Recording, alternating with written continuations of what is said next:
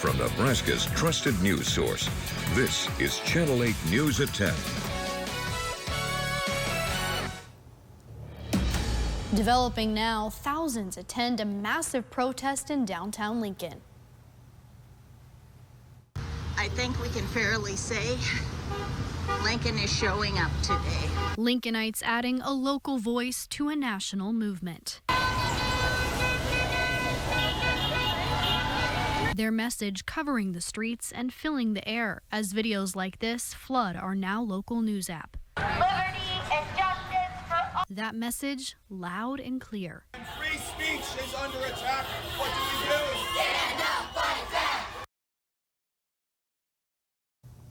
Our citizen journalists were out there among the crowds as our eyes and ears today, and these scenes playing out not just here in Lincoln. We're getting a similar look at protests across the country. These videos sent into our Now Local News app from Los Angeles, Massachusetts, and Rhode Island. Good evening, everyone, and thank you for staying up late with us tonight. I'm Mackenzie Johnson. Channel 8's Emma Norwood was at the protest here in Lincoln today, speaking with some of the people about why they're making their voices heard. Emma? Here in the heart of the capital city, hundreds are lining up along O Street to get one message across: power belongs to the people. No kings! A nationwide protest hitting the streets of Lincoln today as people from all over Nebraska were holding up signs, waving flags, and making their voices heard. I am so proud and glad to see all this. I came out in front of the Capitol on President's Day in the snowstorm, and there were about 35 of us then, but this is great. This is great. This is what it's all about. The No Kings movement is an effort to support democracy and speak out against what they call the authoritarian actions of the Trump administration. These demonstrations also come on the heels of protests that flared up across the country over immigration raids, including one earlier this week in Omaha. Protesters Sam and Alex tell me they are joining the fight for the community. We're all citizens, and the people of our community are being affected by what's happening. There are raids in Omaha at places, taking people away from their families. With no due process. With no due process. And, we have federal workers here who have lost their jobs. And, because we're citizens of this country, we're all affected. And so it's just important for us to have our voices heard as it is any other place in the country.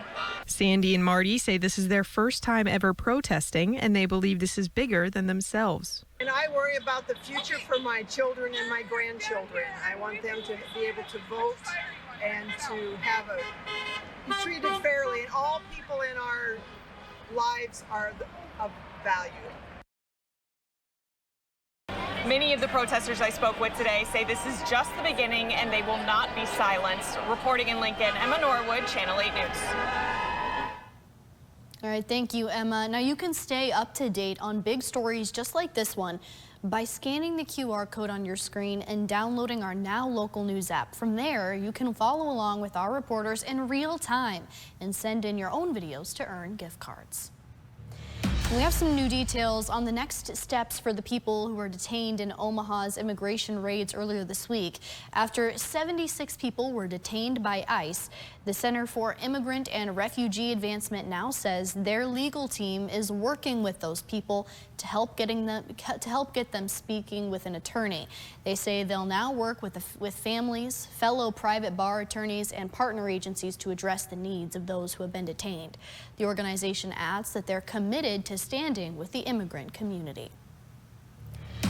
Breaking now, a crash shuts down a busy Lincoln street. It happened at 27th and O Streets, where crews responded to a pickup truck versus motorbike crash just before 8 o'clock this evening. You can see that motorbike laying on the ground in this video sent into our Now Local News app by citizen journalist Joshua. One ambulance rushing away from the scene with lights and sirens on. Police say one person involved in this crash has life-threatening injuries. Investigators closing down O Street between 27th and 29th Streets, taping off the intersection there. No word tonight on what caused this crash. Well, the College World Series is in full swing this Saturday, and we're bringing you inside every home run and strikeout throughout this tournament as baseball fans eagerly await the crowning of this year's champion.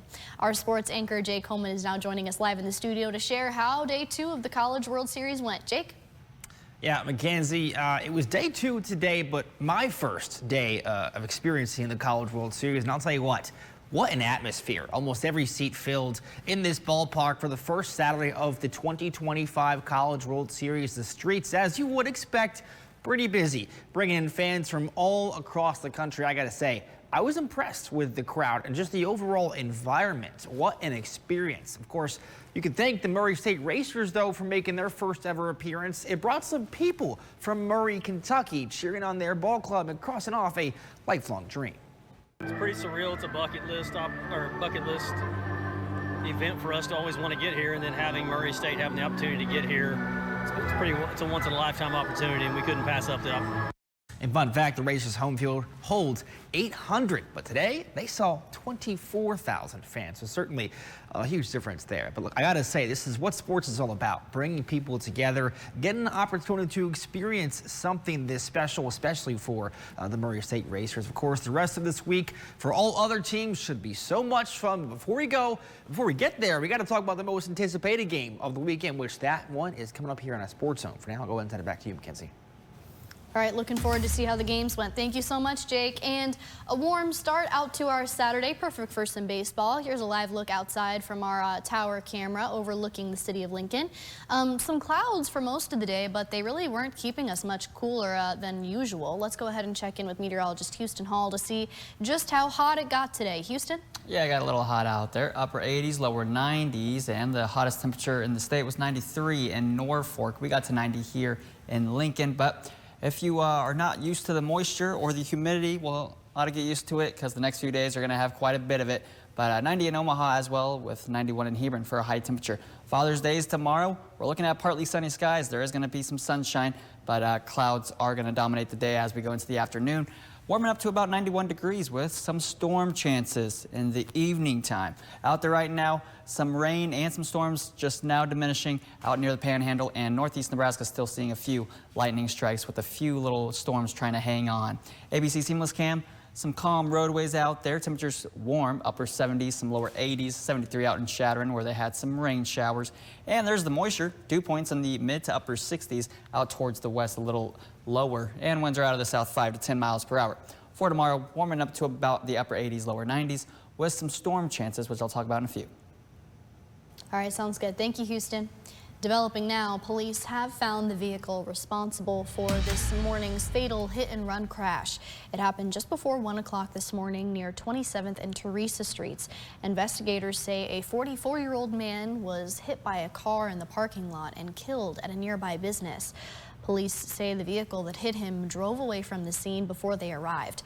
Officers have since found the vehicle and a driver inside, but say that driver is not under arrest and is not being officially named as a suspect. They say the identity of the victim is also not being released at this time, and the investigation is ongoing. Coming up after the break, Parade Powers. See how the nation is celebrating the Army's 250th birthday after we come back. We're in for a hot Father's Day and even some storm chances, especially off towards the west. Could see some off towards the southeast. We'll talk about this forecast in just a few.